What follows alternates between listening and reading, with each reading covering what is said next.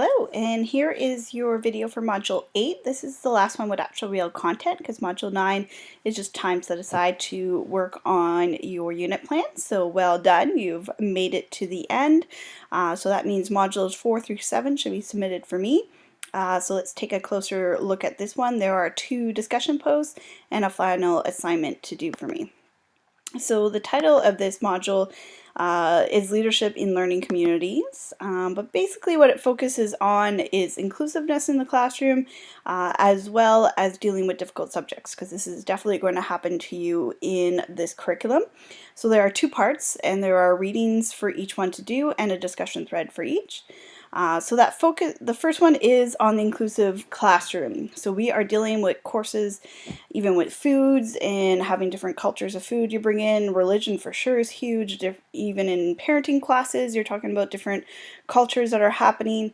So you have a wonderful opportunity in your social science classes to talk about inclusion and to talk about diversity. There is some great resources in there for you to have a look at and do some reflection on it, of how you would introduce this, what you would bring into your course, when would you bring it in. These are great assignments to just always have in the back of your mind. They can be brought into any class, but stuff you could do on the very first day of school where you don't want to get into a lot of content, but you just want to start building that rapport with your class, setting the tone really. There are things that you could do kind of in those, that last day before Thanksgiving, again, where you don't want to bring in a lot of content, or right before Christmas break. Those kinds of things are, they're still great, valuable life learning lessons.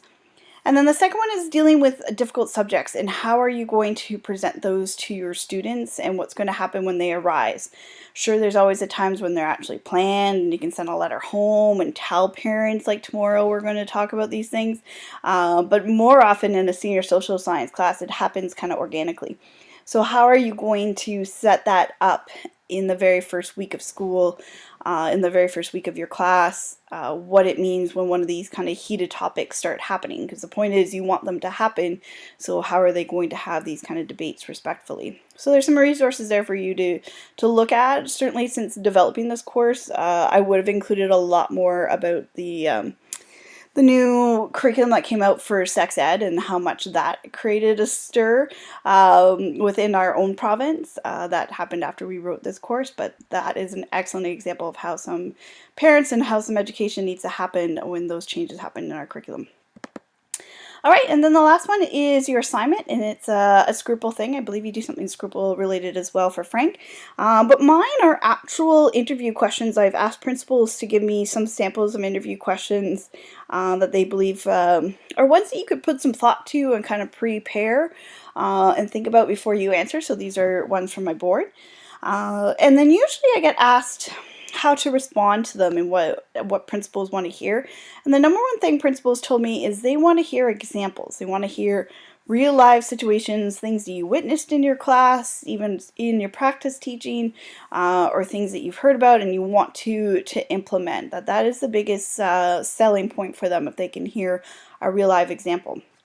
So actually structuring the response and typing it up, my suggestion is to do it like what we would tell our students to do, and that is to do it in a P paragraph. If you go more than that and end up with 2 pages, you are talking way too much in an interview, so you got to shorten it. So in your first sentence, kind of state the question again, make your point, then go into your specific example from your teaching practice, add some information about the research, and there's some readings in there that you could add in there. And then lastly, make a meaningful connection about why it's important to the students and millennials in kind of general, whichever one of the topics you've chosen.